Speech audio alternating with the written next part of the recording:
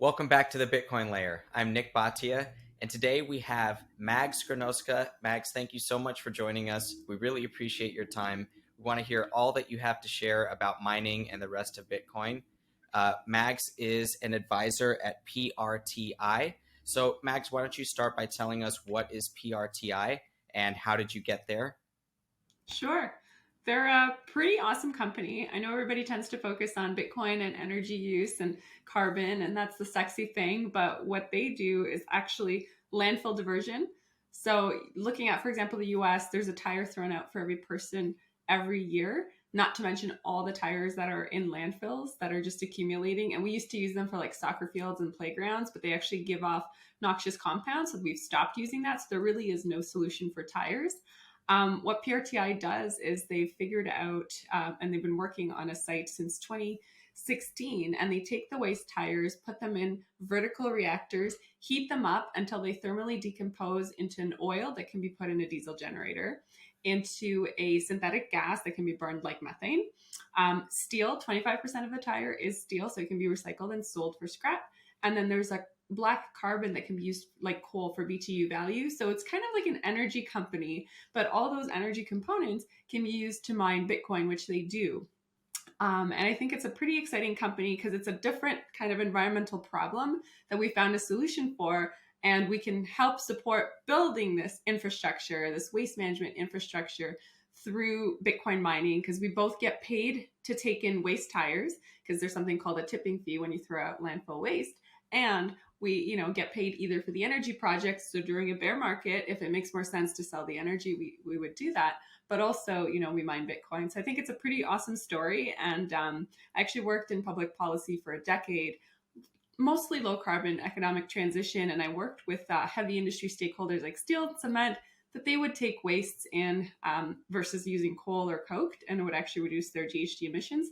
So that's kind of like how I came to be at this nexus of waste management and Bitcoin mining. So tell us about your experience in public policy. Now, I understand you were working on the Quadriga bankruptcy, but Still you am. also still are. So I know you're working on the bankruptcy side, but what is the extent of your public policy experience?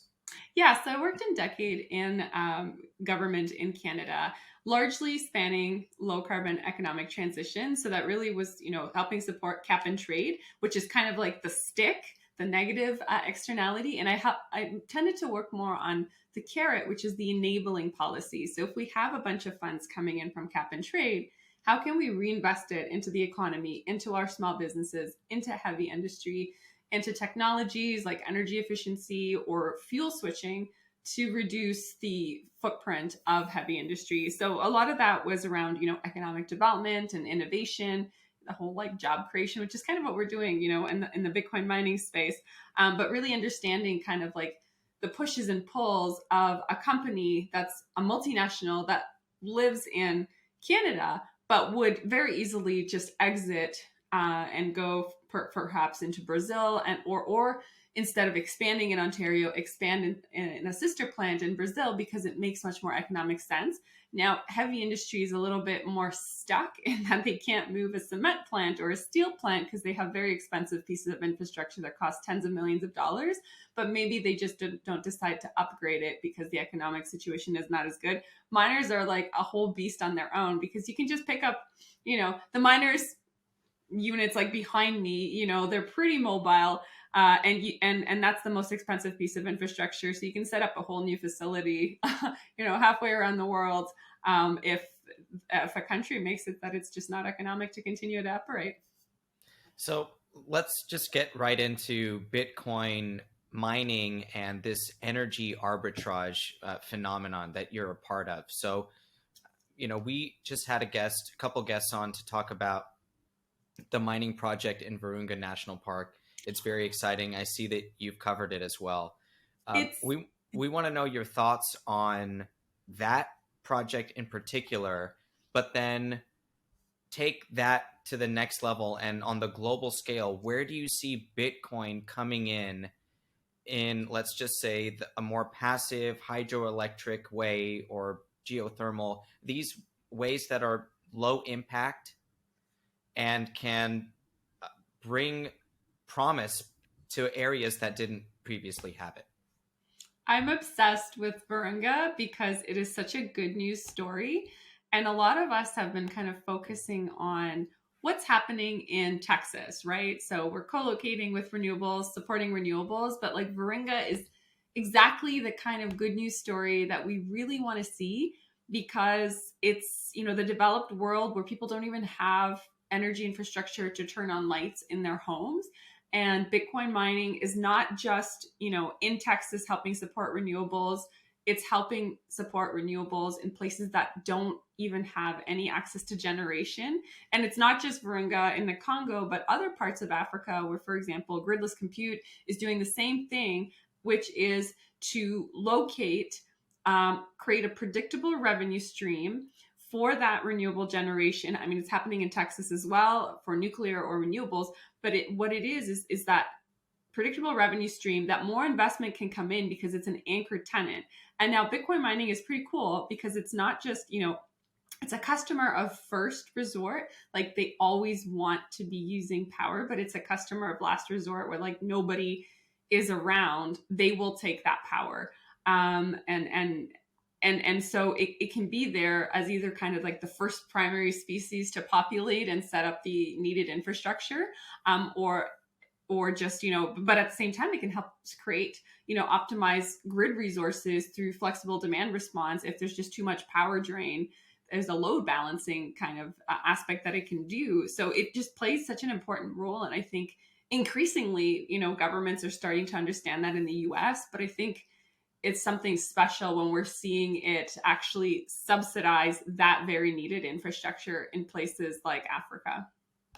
And we do agree with you that it is special. There's something special about the way that Bitcoin can help these remote communities in particular that don't have otherwise the power generation. So it's really building from the ground up in a place that just didn't have that access before, led by, like you say, the first resort user in this case, which would be Bitcoin mining. So where else in the world are you excited about this in particular? It could be Africa or elsewhere. Yeah, so I mean, the Africa story hits home because like it's park conservation. It's all the good news stories. Like we're preserving gorillas, right? We're keeping the poachers away by helping subsidize, park staff resources. But it happens like in our very own backyard. So for example, in Canada, there's a lot, because Canada is so big, there's a lot of unconnected communities, and they tend to be First Nations communities, on reserve, where we never built out that transmission distribution infrastructure because it's just too costly. There's just too much land to do that up north. And these communities tend to be pretty disenfranchised. They have very low annual salaries, and they don't have access to energy. So what the government does is they ship in diesel fuel, which is expensive, but also not great environmentally. And the taxpayers are subsidizing it. And honestly, I see that as an opportunity because I have talked to some First Nations in Canada that are starting to explore the potential for building out, energy infrastructure at their own reserve, perhaps even recycling heat to grow vegetables. Like they think, that could be the best case scenario, because they also don't have access to fresh fruits and veggies because up north they have to truck everything in. I've seen some of the prices of like fruits. It's like $10 an apple. It's insane. It's a little bit subsidized again by government, but being able to take that heat and have this beautiful ecosystem. So I think, near and dear to us, it could be a solution in terms of supporting that infrastructure, even within Canada, not just Africa, not just Texas, where they're building massive amounts of solar. I think we're so used to, as a government, like, how do we fund public infrastructure, where there's two pockets, right? There's the ratepayer pocket, which is those that use the energy system, that pay for the energy system. And then there's the taxpayer pocket,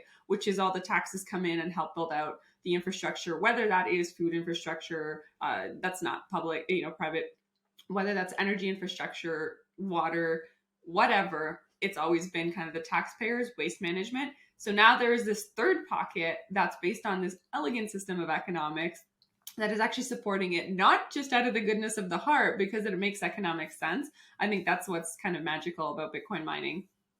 Really quickly, are there any projects that you can point people toward for the First Nations population in Canada and any potential energy projects there?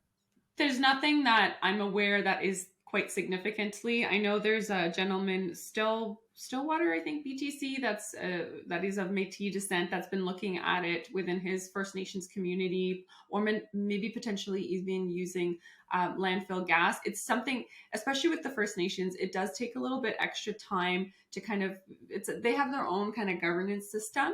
Obviously, you have to also find funding for that. But what's neat is like, I mean, for everybody that's like ESG investing in a First Nations project is covers the S element, like the social.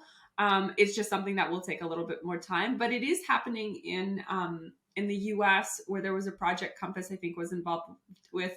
I can't remember the Aboriginal band, but it is happening there in the US, and I do expect to see it because, as the First Nations have told me, it's, you know, they're very much about self-sovereignty around their land, and they understand the self-sovereignty aspect of Bitcoin. So I think that's kind of exciting to me. Yeah, and it's our responsibility to cover these ideas that we find exciting, inspiring, and that support the use case for Bitcoin in multiple ways. See, as long as we explain Bitcoin from all these different utility perspectives, it bolsters the case for Bitcoin to continue to exist long into the future. So it's exciting just to cover the idea, and hopefully we can bring even more attention to it. For sure. So talk to us about your time at CoinKite. Was that your first Bitcoin company business development role, and how did that come about? Yeah, I mean, I've done a bit of business development here and there, but that was very full on, you know, maxi Bitcoin company. It is a little bit different sometimes. I mean, I did do business development when I helped launch the first Bitcoin fund in Canada with 3IQ, but it was a little different because there it's like concrete product, like a physical product that we're selling, and we're launching new products like the Tap Signer and others, and the new MK4 hardware wallet. So it was a little bit interesting, and also like it's a global audience versus a Canadian audience, primarily for like the ETFs, or sorry, and Bitcoin funds. So it was really neat because you do touch so many folks all around the world.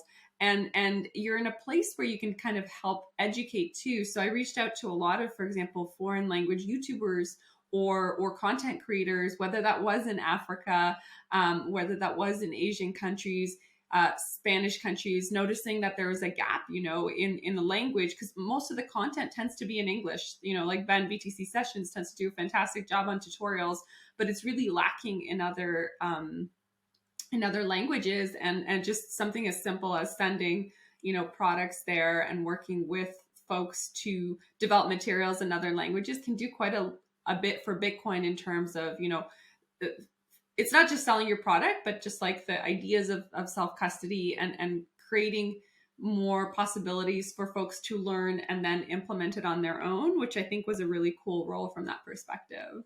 And I mean, like, custody is kind of a near and dear part of my heart because, like I said, you know, I am a victim of Quadriga, but also I sit as a bankruptcy inspector overseeing the bankruptcy of Quadriga, where, you know, 215 million, which now pales in comparison to FTX, but like we continue to see this, the importance of self-custody and being able to take that step and, you know, store some of your Bitcoin offline in a wallet is so near and dear to my heart, that just like perpetuating that idea to help people take their funds off exchanges so they don't become victims, it allowed me that.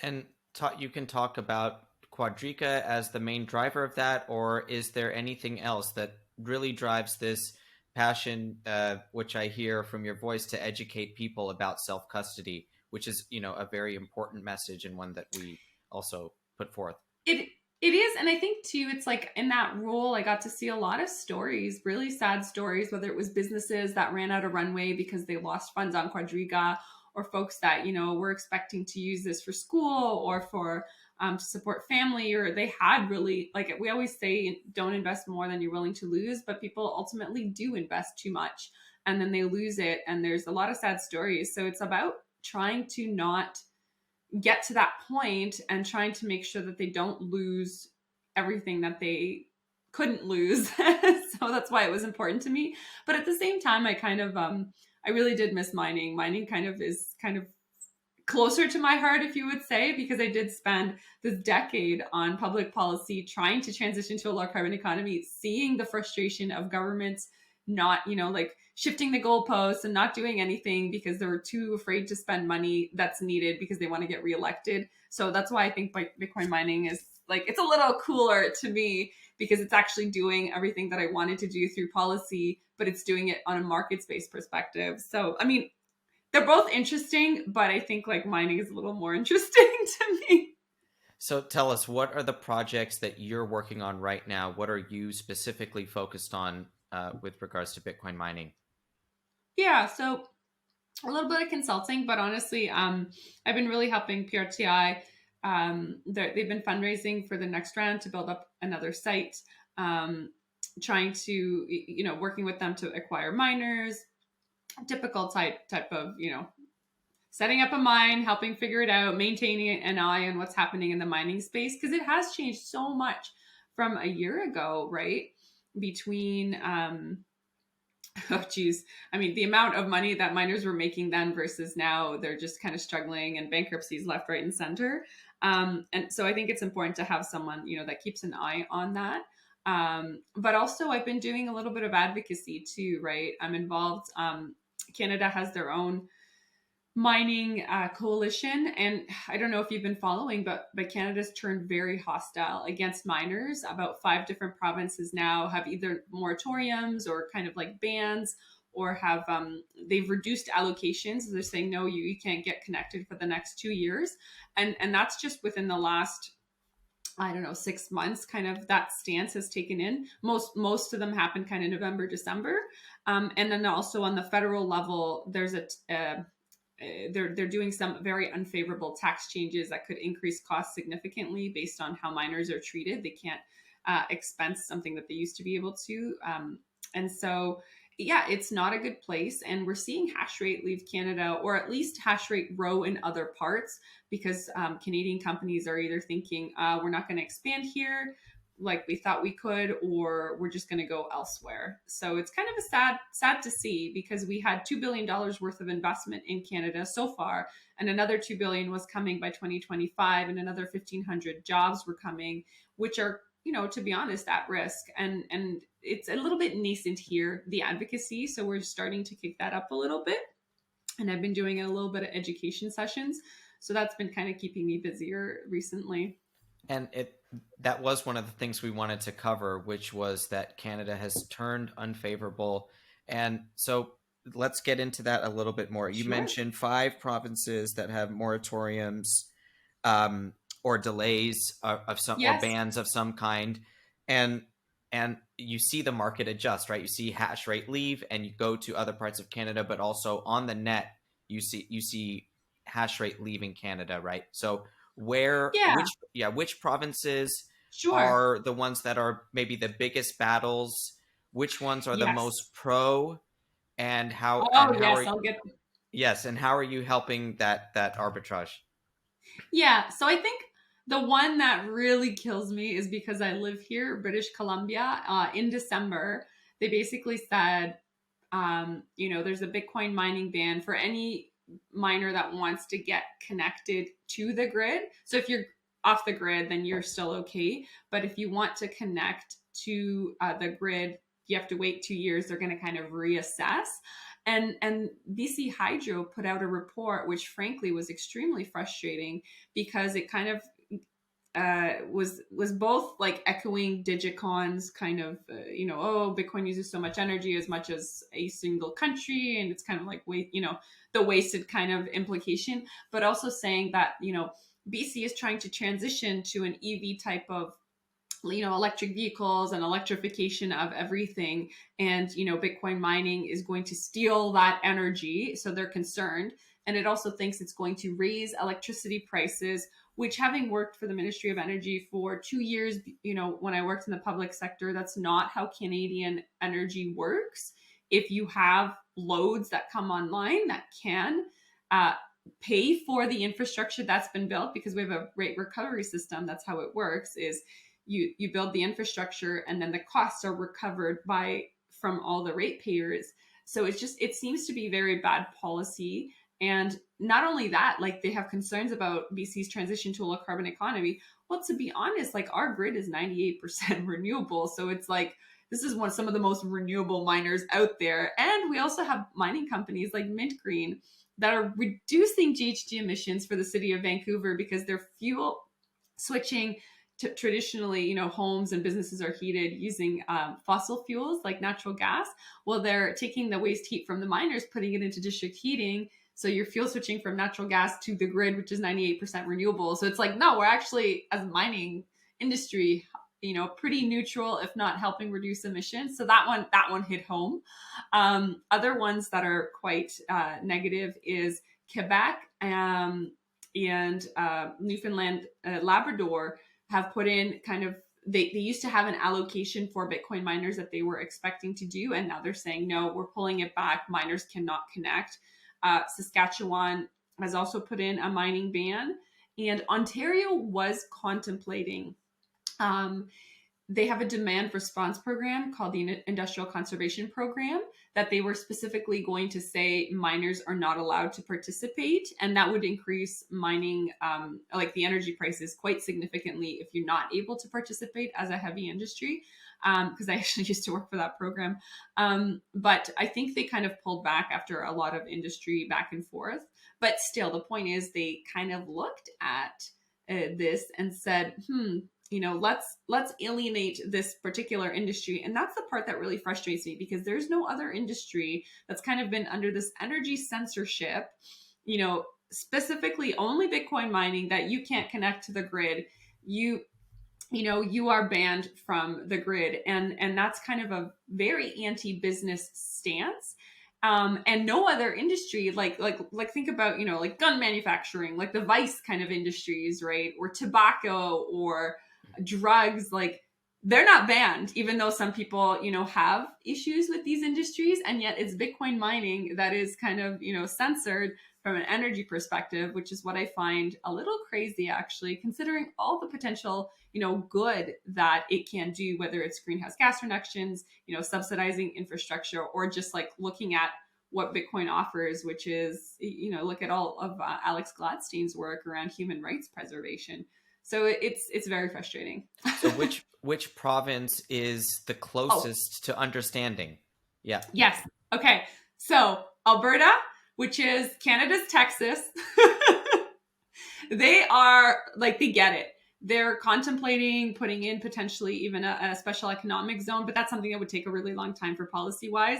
But they recently had a trade mission to Texas where they brought Canadian miners and other kind of blockchain companies to Texas to showcase what these companies do, and vice versa.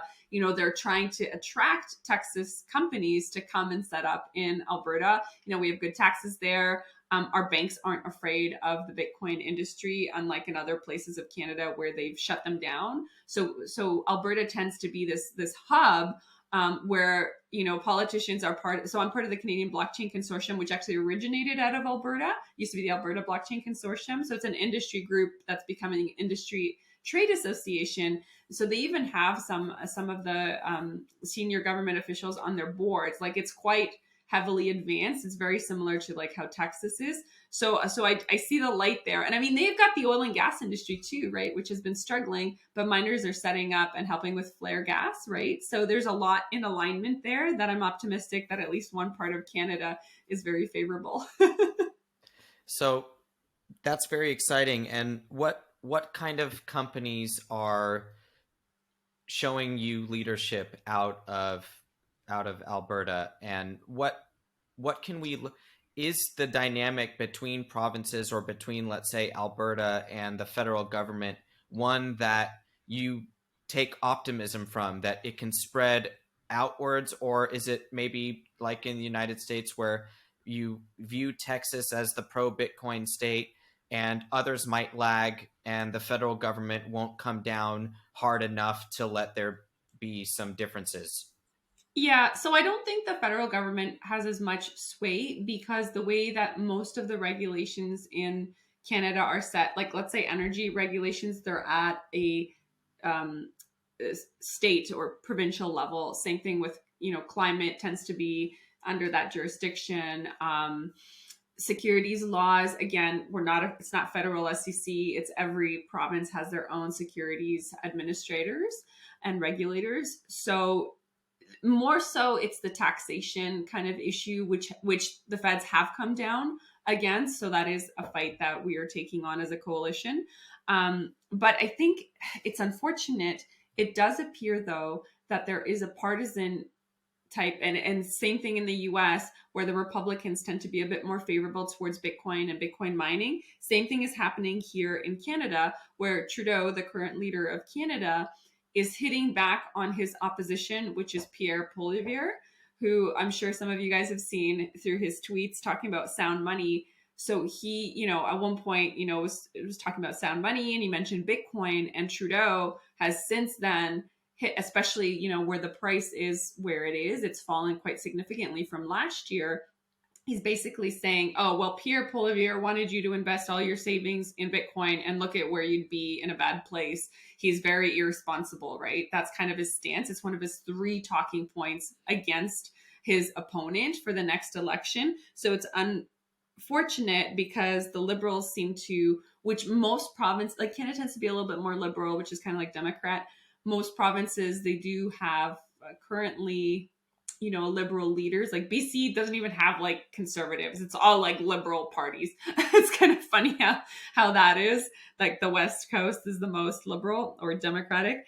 But even Ontario, like, so Ontario is conservative and they haven't like fully hit back on Bitcoin mining, but and I'm wondering whether there's a little bit of coordination maybe among the liberals to support Trudeau because as a liberal province, maybe you get more money from the federal government as well, right? Because you have good relationships. So I really don't like to see that partisanship, and it seems to be something that's recurring across the world. So thank you for the catch up here on the Canadian Bitcoin mining political scene. It's important to understand what the individual nations are facing with regards to this policy. So let's leave North America. We covered Sure. Africa already. Let's go to a different continent. You pick it. What are you excited about Bitcoin mining, outside of these 2 continents that we've covered already? Yeah. So okay, some cool projects that I'm seeing in both Mexico and in Europe is there seems to be a lot more permeation amongst farmers and agriculture of Bitcoin mining and kind of like collaboration where miners are taking, so they're setting up anaerobic digesters which take all the waste from a farm.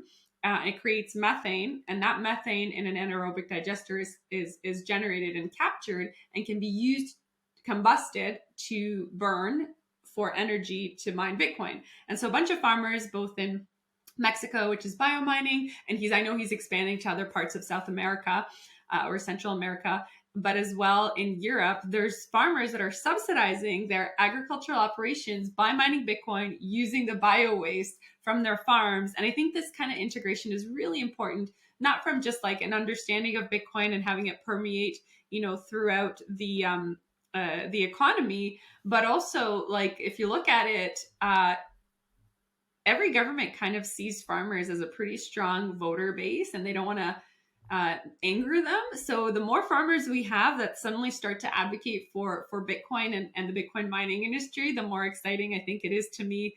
I'm sure you guys have all seen the protests of farmers dumping tons of manure. It's happened in Canada, it's happened in Europe. And so imagine a time where they're advocating, like, no, we want to keep mining Bitcoin because it's subsidizing our agriculture. don't ban mining here, right? But they're also growing, like using that heat and recycling it in Nordic countries and in Europe to grow vegetables. So I think those are kind of cool stories from around the world. Absolutely. And so you mentioned the Nordic countries that are recycling the heat to help grow vegetables. It's something that can happen really in any part of the world that where it's cold. So, the Northern Hemisphere, we're talking about, you mentioned the First Nations in Canada as well, that could be a potential Yeah, they were beneficiary. looking at it. Yeah. I And really so, hope to see a project happen. talk to us about the other countries in Europe that are using that farmers are using Bitcoin mining to help subsidize. Which Yeah, so I countries is know it? in the UK there's a few projects that are using both sheep and I believe pigs. I think cows are being used in Mexico, but also there's a project by Genesis in shoot, I can't remember if it was Norway or one of those like far north countries where they were using it, taking the heat as a pilot project to grow fruits and veggies. Yeah. And what type of advocacy groups are you a part of, or that you support, or that are, let's say, and you can even include companies themselves. Who are the voices here that are Yeah. driving the narrative about Bitcoin mining being a net positive to the environment, being a contributor to ESG metrics for those Yeah. companies that even are just interested in checking the boxes that they've done it? Where's the leadership coming from from your Yeah. perspective? So in the US, I know Satoshi Action Fund, which Dennis Porter has been doing quite a lot of good work on that. I know Amanda Cavardi also has another group that's kind of similar that they've been talking to a lot of politicians. There's like the legacy kind of groups, like the Blockchain Association, that have done their part as well. I was part of another group that kind of slowed down last year where we talked to the US. There was the OES, it was like the science, I can't remember, the White House report, like we provided feedback on. So I think that the challenge that tends to be for any kind of industry association is funding, especially in a bear market. If it's all volunteer, like folks have their own jobs, and unless they allocate resources like staff within a company of a Bitcoin mining miner, or they donate money for an industry group to continue those sustained efforts, it's not going to happen. And that's kind of happened a lot across Canada traditionally, where there was an effort for X because it was like a reactive effort, and then after that it kind of doesn't continue on an educational perspective. So I do think that, like, I think especially the public miners, because there's so much, billions of dollars of infrastructure at stake, they're starting to recognize the need to pay either within their shop, have these policy kind of government relations staff, or pay for associations and produce content. Because there's also, it's not just industry advocacy and lobbying. There's also think tanks like the Bitcoin Policy Institute that does develop good resources, not just on Bitcoin mining, but just on Bitcoin period, that do really good work, that can then share those resources with policy staff. And I think it's so important that we do fund those. And it kind of tends to fall to the wayside, especially during a bear market, where someone's like, well, I'd rather spend the money on business development in South America than on policy work. And then suddenly a bad policy comes into play and they're like, oh my God, what do I do? Right? Hire an expensive lobbyist. Well, it's kind of like a little too late. You got to keep doing it. Well, we support the education effort. It policy is part, it's part education, and then it's the other part is the advocacy. So you have to have the educational materials. It's something we Yeah. definitely endorse and embrace. We put out material that helps to describe Bitcoin in its entirety, and hopefully through all of that material we can see that it's something that is not worthy of a ban, and much more so worthy of being allowed to exist. Talk to us about the experience with the Canada ETF. What was that Yeah. like? If you could compare it to the situation we have in the United States, we would appreciate your insight there too as well.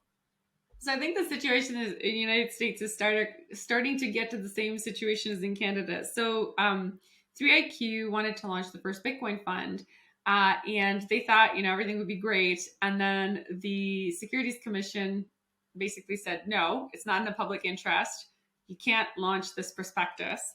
And they took them to court, and it was a 3-year battle with the Ontario Securities Commission. advocating for the fund, providing all this evidence, were accumulated in a hearing in front of, the equivalent of a judge, a securities commissioner, that they won because they argued quite strongly that, yeah, it is in the public interest. And, basically the OSC can't decide what people should invest in. It's really that whether the group that's bringing forward an investment is following the rules, like whether it's market integrity rules or just, like they're not criminals, etc. As long as, they're meeting all the requirements, it's okay. And so there was this 26-page ruling that came out of that, which was a blueprint for all the ETFs that followed in Canada. And we've got at least 10 now. Bitcoin, plus there's also, Ethereum and other ETFs for other crypto assets. But that fight with the OSC really enabled Canada to have all these ETFs. And it was a really interesting process too, like undergoing through the IPO listing and going through all the different banks and every office trying to kind of convince the investment advisors. I think in the US they're called RIAs.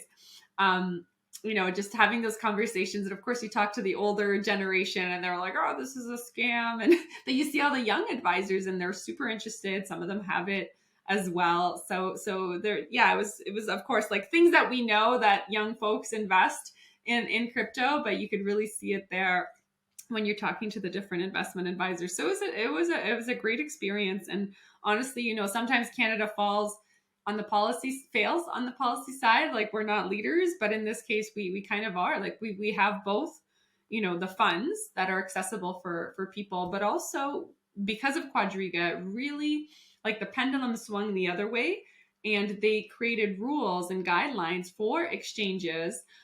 So we have like a little bit more certainty, unlike the US, about what exchanges are supposed to do to register. And a big part of that is centered around custody, because Quadriga, he was embezzling money, right? He was taking client funds and trading it on foreign exchanges, and he lost basically all of it.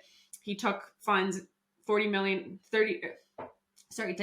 of it was he bought homes and cars and like all sorts of things. That was totally embezzlement. At least we got it back because we sold all the assets, but it's happening on FTX. So the central tenet around any kind of exchange is, if you custody it, even if it's Bitcoin, it is a security, and there's certain rules that exchanges have to follow, which will hopefully, prevent another Quadriga or an FTX from happening in Canada if they want to operate in Canada.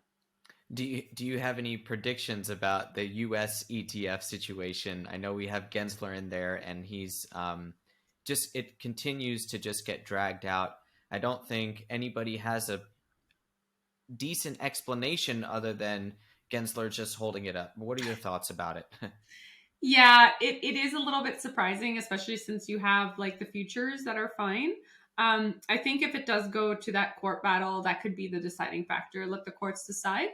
What I think I'm quite frustrated, not just on the ETF side, is that how they're dealing with it's regulation by enforcement, where there's no certainty, and even companies that want to have the civil conversation, turns out that it bites them in the butt in the end, because they're actually accumulating evidence against the company, which makes you like, why would any company want to go talk to the SEC, and why would any company want to set up in the States, seeing as what's happening? So it's not great. From when I worked in economic development, businesses like regulatory certainty. They want to know that they can operate there and not get shut down. Otherwise, why set up and maintain, business in this jurisdiction? So it's disappointing. So we talked about some of the optimism on the Bitcoin mining side, some of the renewable side. Where is the optimism on the broader legislative side, maybe from the security perspective? You highlighted Canada, that Canada got it right. Where else are they getting it right, or where else are they closest to getting it right that you see from across the world? I think the Asian countries and Dubai seems to have a pretty good handle on regulations. El Salvador is interesting too, because they're starting to put in securities laws. Like they're building the framework further around Bitcoin and other digital assets that they didn't have before, and they seem to be, taking a thoughtful approach to it. they seem to understand a little bit more about how this world works. Whereas some of the countries, like, it's kind of like what just happened? I didn't understand this. Like, this thing that digital assets do was even a thing that exists. Like, they're so behind. So seeing countries that actually are willing to kind of scrap their laws and start over, like, rather than trying to fit, digital assets specifically into the peg, like the square, round hole, square peg kind of thing. So I think places like that are pretty exciting. And you mentioned Asia, so I know that South Korea has one of the more forward um, policies. I know that Japan was one of the Yes. first to Yes. have its Because own of desert. Mount Gox. Yes, right. So Yeah, like, so Mount Gox happened, Japan got their house in order. Quadriga happened, we got our house in order. Maybe FTX will get the US's house in order, right? It's kind of a shame that it takes a massive, like, scandal to for the government to finally realize. So I saw you cover that only 8% of the world's population is in a true democracy setting, that 92% of the world is not. And so we know that there are opportunities for Bitcoin around the world, regardless of what the political scene is there. Um, I want to just, there are a few countries in Asia that we are starting to get more optimism around, mainly the Philippines, Vietnam, and Thailand. From an adoption Yeah. perspective, what do you have any insights from those three countries or anywhere So I else in know Southeast Asia? Philippines has always been quite heavy in terms of remittances. So they understand the value of using an alternative currency versus, like, Western Union. So I think, I'm not surprised to see the uptake there. Thailand, I have less knowledge of, but I'm happy to hear, as exciting as ETFs are in Canada, or like mining being allowed or not allowed in Canada or the US, it's not as exciting as, like, I know I have a bank account at the end of the day, right? But places where folks are sending money and losing, a big chunk of it because they can't pass it on to their family because they have to work, in another part and transmit it, or places where you're completely unbanked or underbanked, like 2 billion people are unbanked and underbanked. Another 2 billion live under authoritarian governments around the world, right? And those are the people that, really need Bitcoin. The folks in Africa that don't have electricity, that, Bitcoin can help support that infrastructure. Those are the ones that need it. So it's not as exciting. Like, it is exciting to get an ETF, but I'd much rather see increased adoption, and whether it's just, and maybe not even like using Bitcoin as savings, but using Bitcoin as a payment rail where you can transmit, for example, USD, because at the end of the day, they don't want to be in a place where there's double, triple digit inflation. They just want to have, preserve whatever it is they have. And Bitcoin opens that world for them. So that's the stuff that excites me and why I want to keep working in this space. Excellent. Part of that big cog. Well, we're lucky to have you as part of this industry. Your advocacy and your energy around Bitcoin as a force for good. It's something that we believe in as well. Mags Gronowska, thank you so much for joining us, advisor at Prti. Tell us and our audience where they can find you and the work that you're doing.